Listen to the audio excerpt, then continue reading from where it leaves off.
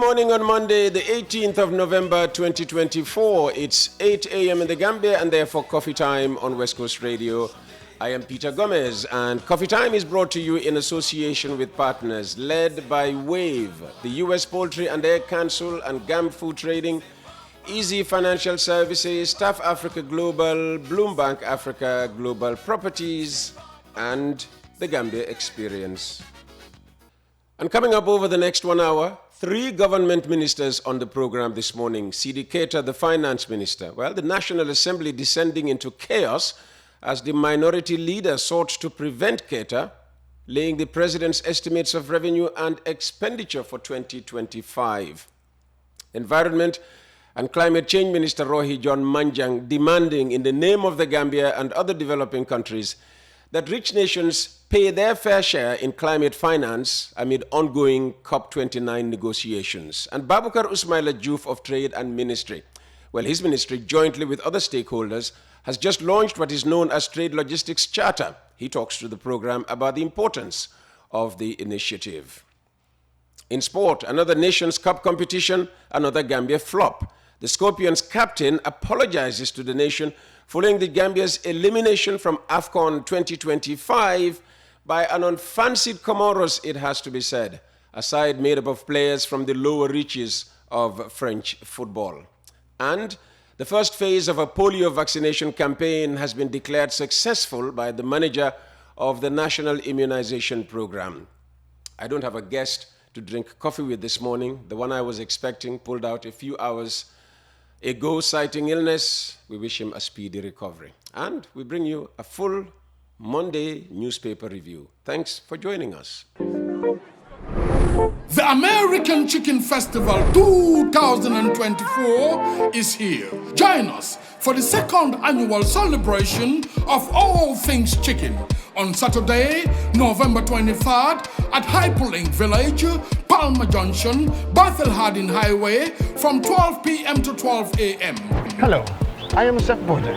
I'm excited to return for the second annual Chicken Festival. With over 40 international options from a diverse list of vendors. Music by DJ Wanjo, raffles, the variety show, and plenty of family-friendly fun. From local to international, we got something for everyone. Come see and taste the difference. Make it a date and don't be late. First up in the press review is Gambia Daily, newly launched Trade Logistics Charter to position Gambia as competitive player in global trade. At COP29, Environment Minister highlights Gambia's experiences with the local finance initiatives. Campaign to zeroing polio in the Gambia kicks off. National Cooling Action Plan report 2025-2040 ready. And Gambia gets victims and witness protection policy to ensure accountability on past crimes. The front cover of The Point reads this morning, Minister apologizes for $52.9 billion budget delay. Gambian philanthropist extends largesse to EFSTH Labor Ward. VP Jallo launches Gambia's Trade Logistics Charter. Juf reaffirms NHRC's mandate. 2025 budget estimates project lower deficit. Gambia will no longer be safe for drug traffickers. And Good Morning, Mr. President, which is The Point's Monday editorial, is looking at the presidential tour and some concerns. Next, Foroya's front page. Debt repayment for 2025 is $11 billion. Promises, plights, and persistent demands. Gambians speak as Barrow's nationwide tour begins. Court gives Chief Medical Director ultimatum to give documents in AKI case. Jaja Cham challenges local government commission order against him. GAF investigating death of teenager hit by army vehicle. Justice Ministry advances plans to implement TRRC recommendations. And over $12 billion project launched to boost urban resilience.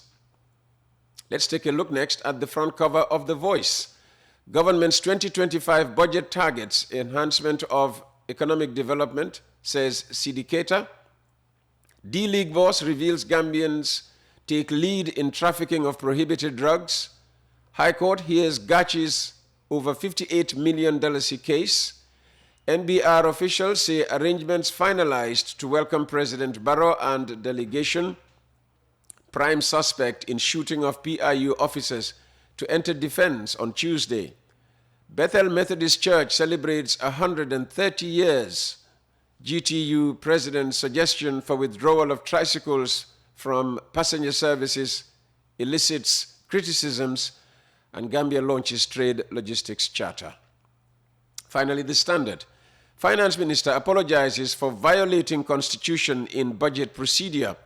NAWEC reduces meter fee from $8,500 to $500 in project intervention communities. High Court hears Gachi's $58 million case. Two UTG lecturers sacked. CSO concerned over unconstitutionality of 2025 budget. UNICEF says Gambia's health system lacks mechanisms to identify high-risk pregnancies, and debt repayment gets highest allocation in 2025 budget. And that was your first look at Monday's papers, the front pages at least. And so our thanks to Foraya, The Standard, The Voice, The Point, and The Gambia Daily.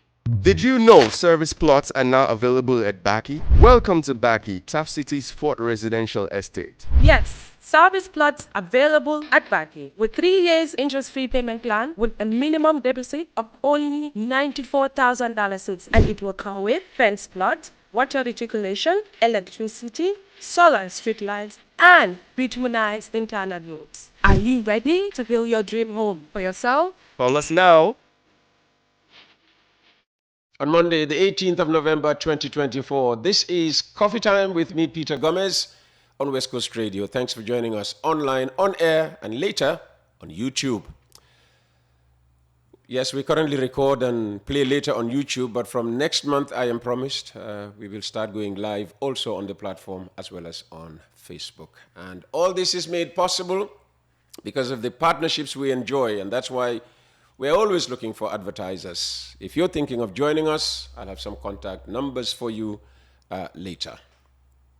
But we begin with the drama in Parliament on Friday as the Finance Minister C.D. Keita appeared before the lawmakers to present on behalf of President Barrow the estimates of revenue and expenditure for 2025, also known as the budget. Things took a chaotic turn when the minority leader rose to protest that the budget was being brought to the House 2 weeks late, and therefore it should not be accepted. Our parliamentary reporter, Esa Ba, fills us in. The Minister of Finance and Economic Affairs, Honorable C.D. Keita, last week Friday, laid the estimates of revenue and expenditure of the Republic of the Gambia for the fiscal year 2025. Widely referred to as the laying of the national budget, the Minister was unable to proceed with the report after hours of controversy and disagreement. No, please listen and keep quiet. Honorable Deputy Speaker, please. The minority leader and member for Brikama North, Honorable Alaji Estabo, quickly raised a point of order after the Speaker of the Assembly invited the Honorable Finance Minister to commence the tabling of the budget. With a strong argument, this is what the minority leader, who is also the chairman of the Finance and Public Accounts Committee, said. The President shall cause the Minister responsible for Finance to prepare and lay before the National Assembly at least 60 days before the end of the financial year, estimate of revenue and expenditure of the Gambia for the following fiscal year. Today is on the 15th, going by that up to the end of the financial year, that is 31st of next month. By my calculation, I stand to be corrected. That is less than 60 days. That is about 45 days. And with that, Honorable Speaker, the constitutional requirement which is mandatory, the President shall cause, is flouted. I so submit that the laying of the budget today is unconstitutional and therefore should not be accepted. The minister was given the opportunity to provide reasons for the delay, and one of the reasons he said was the issue of the salary review. We wanted to do a salary review, And I think it was the request of this August Assembly that salary reviews should be part of the 2025 budget. Consistent with that directive and the executive position, salary review was proposed. But the level of salary review had to go through a lot of iterations, and on that discussion spanned more than 3 to 4 weeks. It was only during the annual meeting of the IMF and World Bank that the budget negotiations were concluded, and as a result, we confirmed and we reached a budget which was mutually agreeable to both parties. So that is what was the background for the delay of 2 weeks. Despite the explanation, not all the lawmakers were convinced, and progress on the laying of the estimates and expenditure was only made after almost an hour of internal meeting between the National Assembly members and an apology from the Minister of Finance. Honorable Speaker and members of the August Assembly, due to exigency of the state, I unreservedly apologize for the delay in tabling the budget. Thank you. Meanwhile, while presenting the budget, Finance Minister C.D. Keita said the 2025 budget is anchored on the reduction of overall fiscal deficit aimed at achieving debt sustainability and enhance economic development by investing in human capital, infrastructure and agriculture. The Finance Minister provided more details about the 2025 budget. The Ministry intends to continue the drive towards the rationalization of expenditure, improving domestic resource mobilization, restructuring the debt profile to reduce the burden of debt, and focusing on concessional financing of infrastructure projects identified in the Recovery-Focused National Development Plan. It's a program-based budget demonstrating the ongoing effort to transition from the traditional line budget to program-based budget framework. The draft 2025 estimates seeks to support economic development through the provision of quality services in agriculture, education, health, infrastructure development, and modernization of public administration for a more inclusive and resilient growth, the minister said. He added that emphasis is being placed on building the human capital base through investment in education, health, support poverty spending including emergency relief, and ongoing investments in infrastructure and energy. Here is the minister again. On the revenue estimates for 2025, total revenue and program grants is projected at 32.1 billion, representing an increase of 24% compared to the approved budget of 2024, which was 25.93 billion. This is as a result of significant increases in both the domestic revenue and program grants for 2025. Tax revenue is expected to increase by 23%, primarily driven by continued tax policy alignment, review of the investment code to strengthen control on tax expenditures, policy action to support tax compliance and enhance enforcement measures, and the implementation of digital solutions to improve administration. Non-tax revenue, according to the minister, is expected to increase by 45% in 2025 compared to 2024, mainly due to the anticipated receipt of $3.5 billion as payment for the second tranche of the Senegambia Bridge Asset Recycling Program. The 2025 estimates include expected budget support of $3 billion from development partners compared to the $3.18 billion in 2024. The bulk of the budget support is expected to come from the World Bank with $2.65 billion and the European Union $945 million. Meanwhile, one of the key highlights of the 2025 budget estimates is the proposed salary increment. The projected increase in personnel emoluments from the approved budgets of 7.39 for 2024 to 8.93 in 2025 is largely driven by the projected 1.54 billion impact from the proposed salary increase and the increase of transport and residential allowances. The increase in the personnel emolument is due to an average of about 30% in salaries of the core civil service. In addition, the transport and housing rent allowances will be increased from 1,500 to 3,000 and from 1,700 to 3,500. These increases in allowances will apply to grades 1 to 8 under the integrated pay scale of the civil service. Similarly, the government is proposing to increase the tax exemption threshold from 24,000 to 36,000. That means anybody earning salary of 3,000 per month will be tax exempted for the first 3,000 monthly. The 2025 salary increment, according to the minister, will make a total salary increase of 60% from 2022 to 2025 and will bring the total salary increase to 110% under the Barrow government. Another significant allocation is the $1 billion to the energy sector and $11 billion, which is about 29% of the budget allocated to debt service. The projected increase in allocation for goods and services expenditures from $5.43 billion in 2024 to $7.06 billion in 2025 is mainly due to the OIC-related expenditures, excluding vehicles, travel, and rents and rates and training. National Assembly members will on Wednesday commence the consideration and debate proper on the 2025 estimates of revenue and expenditure late.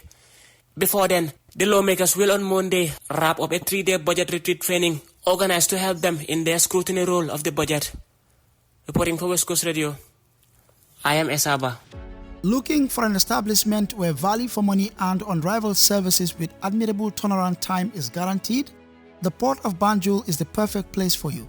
A vital gateway for trade offering connections to numerous global destinations. With improved infrastructure combined with a flexible tariff, the Port of Banjul remains a vital node in maritime trade.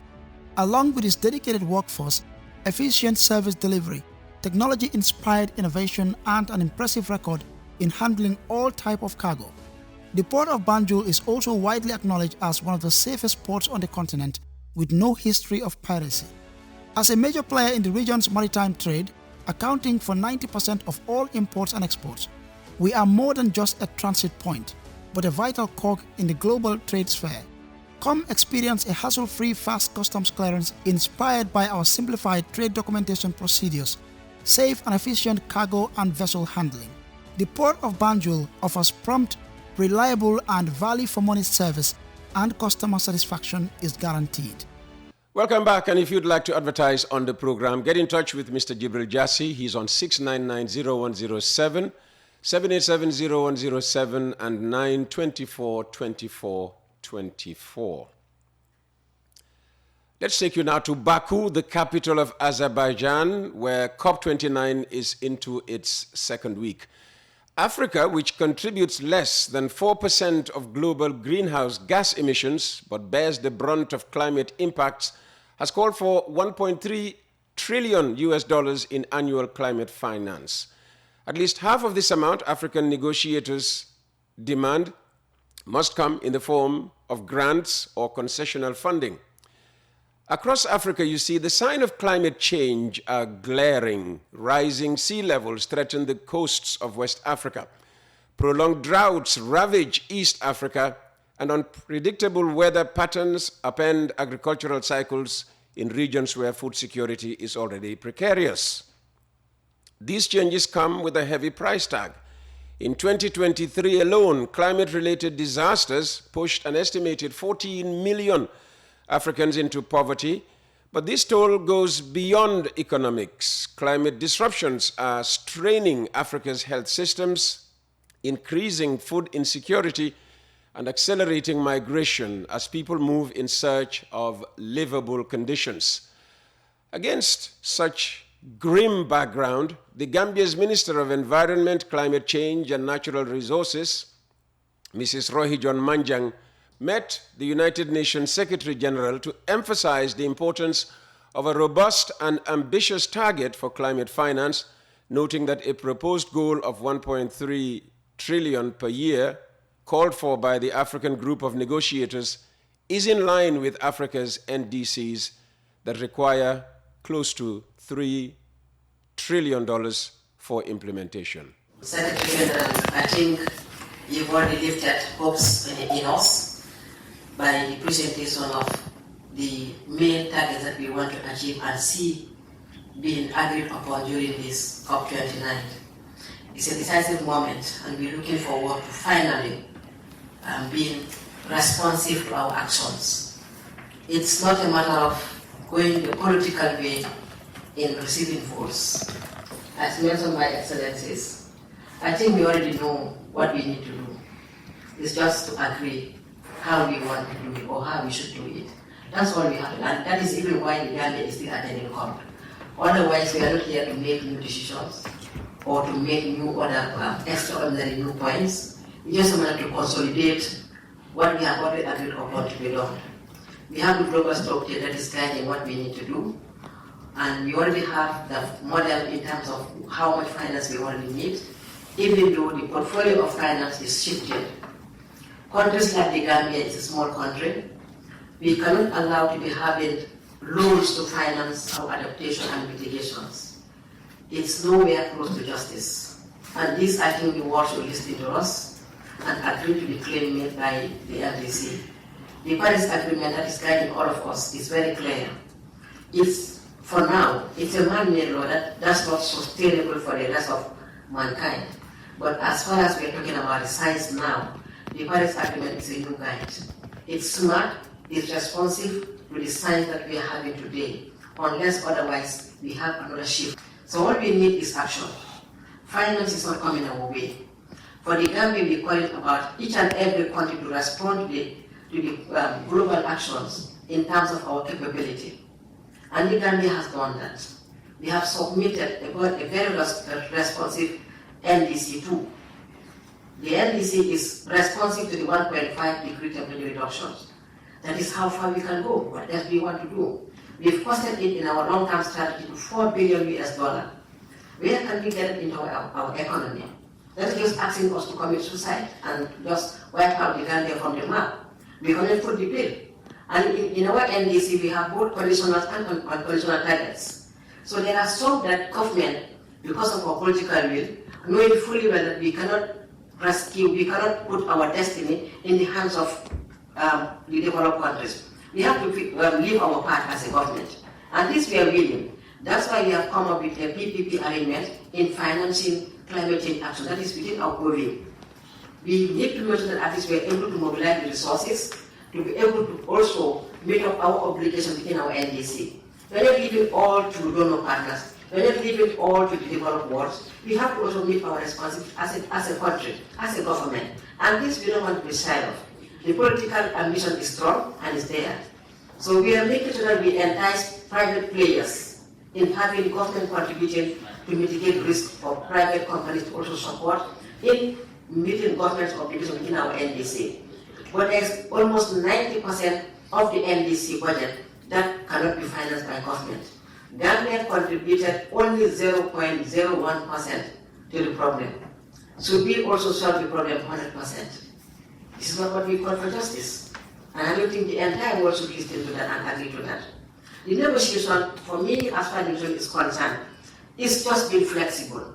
But I think our question at Ghana is not to be flexible in terms of providing finance. We have to have clear rulings as to the quantum, as to also the timing, as to the bureaucracy, as to the fairness, as to the accessibility criteria. That's all we are calling for.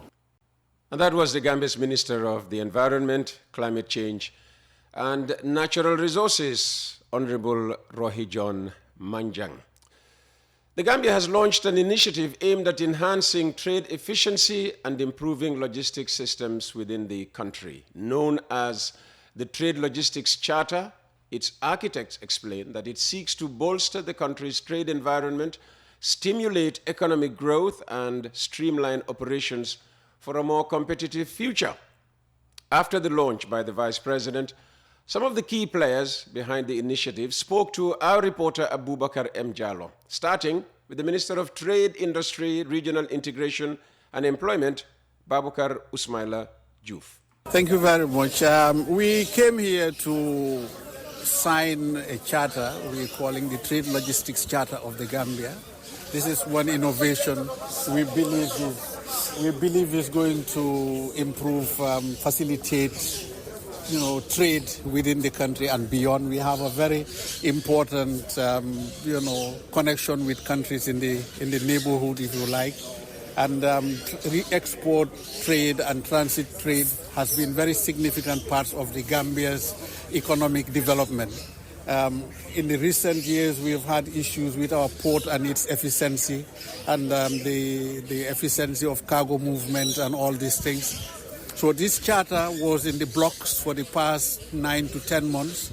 Ministry of Trade, Ministry of Public Service, the GRA, the Gambia Ports Authority, and all these institutions within the trade corridor ecosystem work together to come up with this charter that will guide trade, execution over the next couple of years. So that's what we actually launched this morning. The Vice President did that on behalf of His Excellency.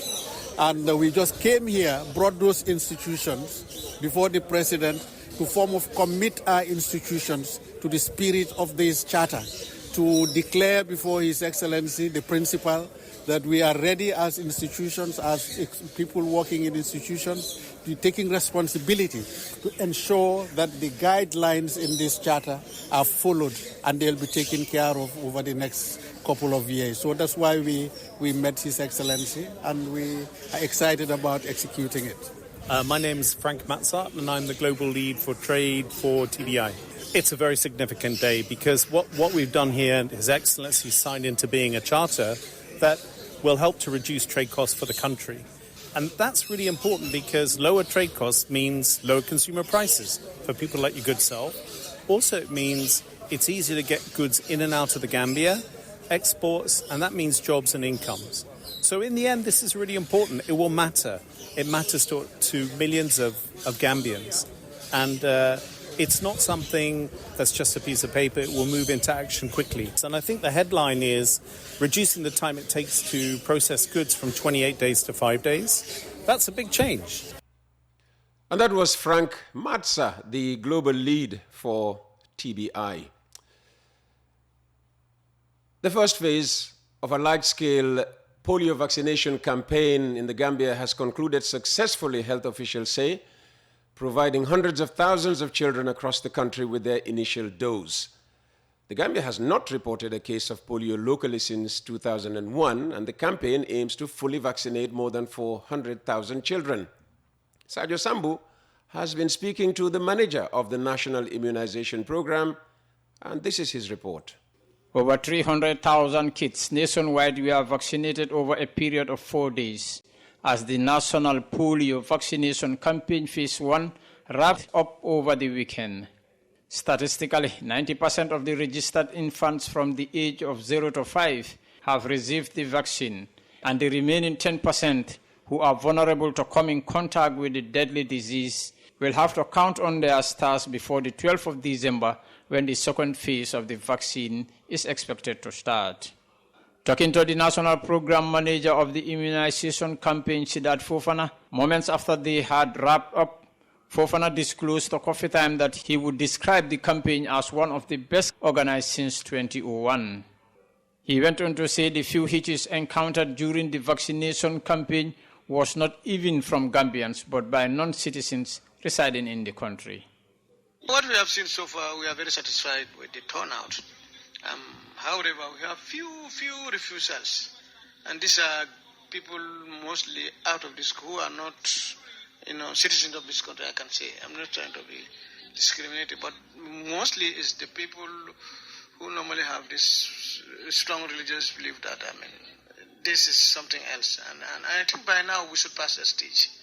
Because if you look at this vaccine, we are giving it. This is the one we normally give at all the maternal and child health clinics. Any woman who is pregnant in this country goes to attend these clinics. And the mother will be given protection for TT. And later, when the mother delivers, the child will continue to receive all this vaccine, just to protect it. So, no Gambian is staying outside without attending these clinics. So, but when it don't come to the campaign, I don't know what normally puts in their mind. They always think otherwise, and that is very funny. So, but alhamdulillah, with all the refusals, when the senior officer go there, normally they address it, and the person will normally agree and take the vaccine for the child. Confirming the figures recorded of the kids that received the vaccine, the vaccination program manager Fofana also highlighted their weaknesses in the first round, but was quick to say they, as an authority, are working to tackle those lapses before the second phase starts. Right now, we have started putting up measures to put in place so that those concerns we have, some of us are beyond you and me, even the vaccinators. We have the pen markers, which normally they mark on the child's index finger. And this will be an indelible one. But unfortunately, we have seen that some of them don't last even, a whole day. So, and we have independent monitors who will go after these people, but usually they don't see it. So, meaning there's a problem with the quality. Even ourselves, when we follow these teams, just from a lot of places, but when they tell me, because we have so many indicators to see if the child is vaccinated, we normally mark on the compounds of all those children that were vaccinated. But usually, when you see that one, so it indicates that this compound has 5 children. All the children are complete. You go there, the parents will tell you, yeah, that's it happened. But definitely, when you check, the finger marking is not there. So if it is, even if it is there, it's going to be very, very faint. So that's one thing that we are going to take up. And I think these refusals, they are not many, but we have to address it. We have to do a lot of mobilization. Fofana further said by the commencement of the second phase of the vaccination campaign in December, all infants under the age bracket of 5 will again receive the vaccination, whether or not been vaccinated in the first round. They should all be vaccinated again. Yes, because with some of these vaccines, the moment you vaccinate, after a certain time, the immunity level goes down. So you need to reinforce it. The last time the Gambia conducted a polio campaign was in 2001, when the country was hit with the epidemic and yellow fever. And now the health ministry is saying for your kid to be safe from this life-threatening disease, he or she must be vaccinated. Sergio Sambo, for Coffee Time, West Coast Radio. Thank you very much, Sergio. Very important report. And live on radio and online on Monday, the 18th of November, I am Peter Gomez. It's Coffee Time.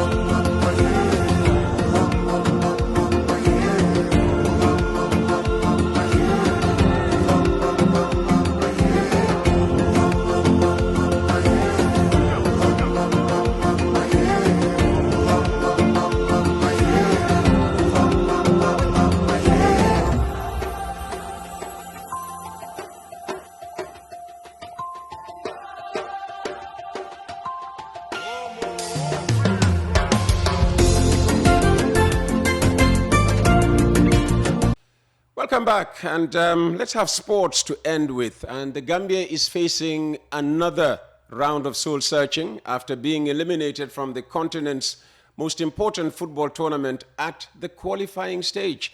The Scorpions' fate was effectively decided when playing a home match for the third year or more away from home, because in all that time, the Gambia hasn't been able to renovate its national stadium to internationally accepted standards. They lost to Comoros 2-1 in Berkane, Morocco on Friday night. It left the Scorpions in third place. That's 4 points behind Comoros in the second automatic qualifying spot with just one more game to go. Their next opponents are already qualified Tunisia, who host them later today. So after yet another underwhelming performance on the big stage, the captain, Omar Colley, is understood to have offered an apology on behalf of the team to Gambians for bitterly disappointing the nation. Well, as the team arrived in Tunis for today's meaningless encounter, if you like, I wanted to know how the coach intends to approach the fixture. But first, the second vice president of the Gambia Football Federation, Ibu Fai, began by taking me back to the mood in the camp on Friday night. Thanks, Peter. I think it's very difficult to definitely express the mood of the team after the game, because these are emotions that you cannot easily express, only for you to see. And it started after the match when the referee blew his whistle. Everybody was totally down. Players crying and, technical staff, everybody. And some of us have to go and try and talk to the players, and even allow their emotions to come up. because that's normal when you have such a big disappointment and big players crying. And from there in the dressing room, it was like, even if you throw a needle, you will hear the noise. But afterwards, the coach have to come up and talk to the players, then the president of the federation, Kababajo, and then the captain. And then we went to the hotel. Some players went straight to their rooms. Others went and have a little bit of food, and then you cannot see anybody else again. It was a disappointing result. It was bad. And everybody know that all of us have a very difficult night. And the captain even have to apologize to the federation, to the ministry, to the supporters, all the Gambians, for not qualifying. Yeah. So what's the approach to Monday's game against Tunisia, Ibu? Well, the approach doesn't change. The approach is to go and win the match. It's necessary to rebuild the confidence by getting the points. During the qualifiers, he won only one, draw two, and lost two. So it's good to end the competition by winning this match. It will not make a difference, but at least it will give us an opportunity to know that at least we have get some points from these qualifiers and maintain the third position. Do you think this will be an opportunity to give those who don't start matches, the chance to start against Tunisia? Well, I should think so. We haven't trained much yet. We just did the recovery after the day of the match and now travel to Tunisia, and we'll be training this evening. And from there, we'll be able to know the coach approach to the match. And it's good to have one or two of them to start the match, but we also need a strong team because we cannot just come to this campaign, this window, and lose both matches. At least if we can win this match, that will be a good motivation for the team. So it's an opportunity for some players, but also the target should be to win the match. Thank you for talking to Coffee Time, Ibu. I don't think the boys can expect a hero's welcome were they to head straight back to the Gambia after this campaign, but all the same, they're still our Scorpions, and we are behind them. Thanks, Peter. Yes. Well, almost all the boys are going back to their clubs. It's only the local technical staff that are coming back to the Gambia, and we just have to come back. The strategy was to make sure the Gambia remains an AFCON team. We haven't make it. We have to come back as a federation, as a technical and development committee, to look at the problem, diagnose it and analyze it, and then come up with a position on how do we move forward, advise the executive and the ministry, and then we start another campaign to qualify. But it's tough, but we just have to accept it and move on and prepare better next time. Ibo, you bring up a very important point. Prepare better with this coach or with a new one? Because that conversation has already started here in the Gambia. The fate of the coach, his future. Well, Peter, the coach is still under contract. The state coach is still under contract. This is his first AFCON with the Gambia. He did not qualify. Remember that Thompson felt also in his first year, he did not qualify the team. So it's an opportunity for us to sit down, strategize as a federation with the ministry and with the coach and see what will happen next. But he is still under contract. And that was Ibu Fai. He's the second vice president of the Gambia Football Federation. And later tonight on Sports File, we'll be discussing the match, more, of course, updating you on the Gambia's game against Tunisia. But also tonight, perhaps, their first media face-to-face. The only two candidates running for president of the Gambia National Olympic Committee Mohamedou Jagana and Baidudu Jallo will be on Sports File from 8 p.m. Don't miss the program. And tomorrow, alongside the Minister of Information, we'll also have the government spokesman and presidential advisor, Ibrahim G. Sankara. He's back in town and back on the program tomorrow, God willing. So thank you very much for the pleasure of your company. Until I see you tomorrow morning at 8 o'clock, have a very good week. Bye-bye.